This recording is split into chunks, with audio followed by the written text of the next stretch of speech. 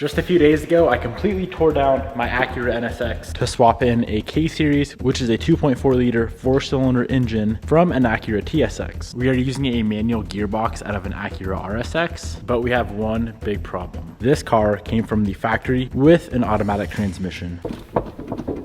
So we need to rip all of this out and figure out how we are going to get a manual shifter box installed in this car.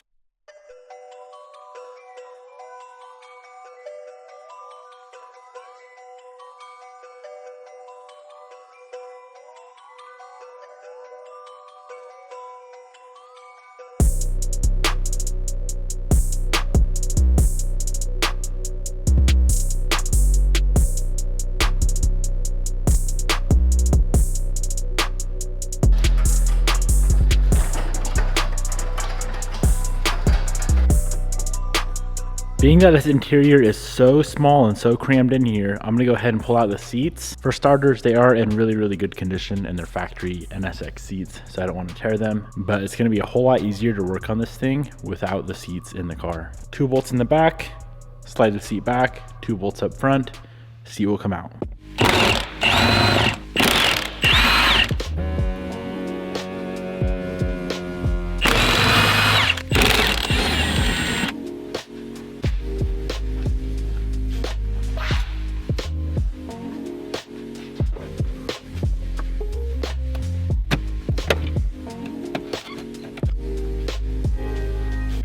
So I got both seats out, the center console removed. I wish the side panels came off, but as you can see, it's all part of the dash. Now we should have enough access and clearance to pull out the factory automatic shift selector.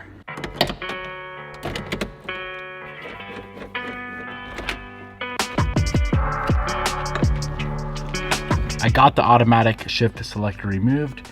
There isn't much space down here to fit a manual shifter. So here are the parts that we have to start to get this thing to shift. This is a K-tuned billet shifter for an RSX, a pair of K-tuned RSX shifter cables, and this here is a rear wheel drive shifter cable bracket. When this engine is in the front of the car, the factory shifter cable mount sits back there like so.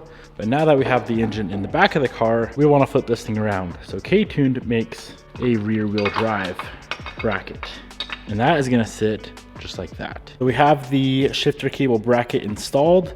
Now in order to use this, we do need to cut off this counterweight on the shift selector.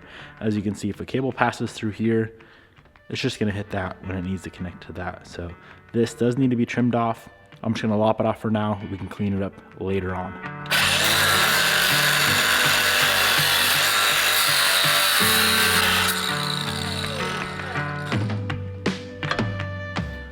Let's go ahead and open up the billet shifter.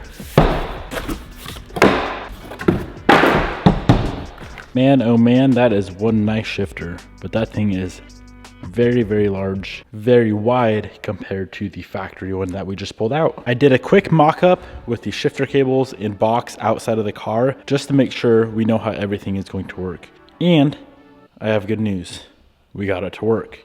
This is gonna have to be mounted in the car backwards. So factory, this would point toward the front of the car. In this car, this is going to have to point toward the back of the car, point toward the engine. But check this out. This here is neutral, first gear, second gear, third gear, fourth gear, fifth gear, and then that there is going to be reverse. All right, so I know how the whole system is going to work. Now we just need to figure out how we are going to mount this in the car. Every single NSX that I can find on the internet that is K-swap, that is running an H-pattern shifter like this, not a sequential, doesn't run the e-brake. I'll show you guys why. Now, like I said, this has to be mounted in the reverse orientation because of course the cables go to the back of the car. And as you can see, the e-brake is in the way of everything.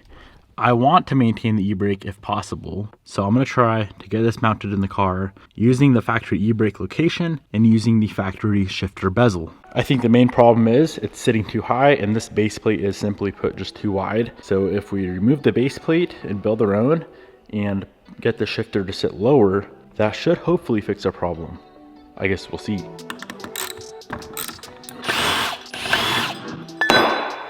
With that base plate off, we could get it to fit right here fairly easy, and that would work with the factory e-brake. But if we're gonna leave it like this, as you can see, the factory shifter bezel does not work. So what I'm gonna do is go ahead and remove the e-brake. We can get that installed later, but I need to get this bracket off of here, which the factory shifter selector bolts to. We are making some very, very, very good progress. I have it in the location that it needs to be. Now we are left with mounting it to the tunnel, to the floor somehow. And then we will have to build a bracket to put the e-brake handle back in the factory location. Good start, long ways to go. I have it all figured out. We just need to make a few parts and pieces. That cardboard chunk down there, that is my template. So that is going to be the new shift box bracket to where it's gonna bolt to the tunnel. This here is the factory shifter / e-brake mount that I severely trimmed down. It's now gonna be the e-brake handle mount like it is factory, but it's also gonna be the shifter cable mount for the box. We can mount the shifter cables later on. The first thing we need to do is get this shifter box mounted in the car. So let's go ahead and pick up some steel. I'll probably just have them cut it to this exact size right here, about 3 inches by 8 inches, and it's going to bolt to the factory mounting location in the tunnel so that it's nice and sturdy. So I went and picked up my steel plate. I need to go ahead and make a few bends, drill some holes, and this will be the new mount. Should work fine. It's a piece of 3/16. That should be plenty thick so it doesn't flex whatsoever.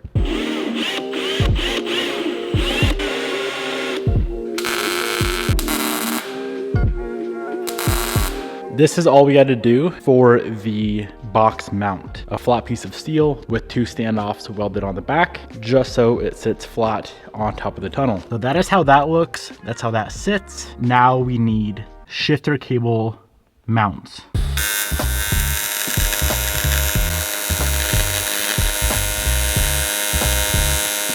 We have the shifter cable mounts welded onto the e-brake handle. The e-brake mounts here.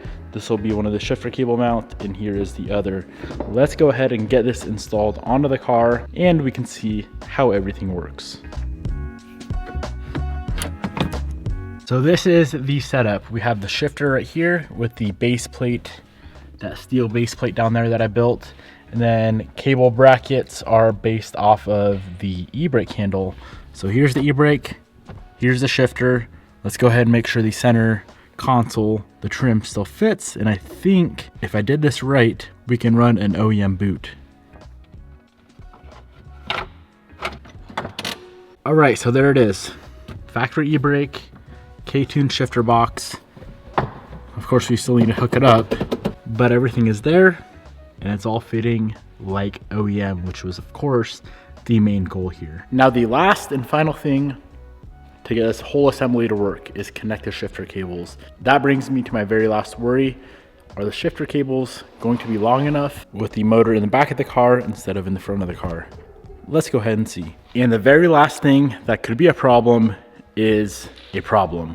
I'm test fitting one cable right now. As you can see, it's connected on the transmission side. And if we come in the car, it is, oh man, 2 inches too short. It is so close. If we went straight through, I guess what you'd consider the firewall on this car, that would make it fit. But we have to keep in mind the fuel tank sits right back there. So then we'd have to custom make a fuel tank. We do have an OEM set of shifter cables here, so I'm gonna see if those are any longer. If they are not, that leaves us with one other option, the last option. Find someone who can custom make shifter cables for this car. Well, I have bad news. They are the same exact length, so that is not gonna work. I have a lead on one place that might be able to take my K-tune shifter cables and extend them. I'm probably gonna go 6 inches longer on both cables just to be sure. If they're an inch too long, they'll work perfectly fine. If they're an inch too short, they won't work at all. We have one last thing to do to complete the shifter assembly. I am going to powder coat these pieces. Now, even though they are interior pieces and they're hidden, that especially being bare steel definitely is gonna rust over time. And I'll be honest, my welds aren't the best on this piece here. As you guys can see, I'm not no professional aluminum welder. So they're gonna go blackjack from Prismatic Powders. You guys will see here in a minute. Very, very nice, low gloss, OEM looking black powder coat.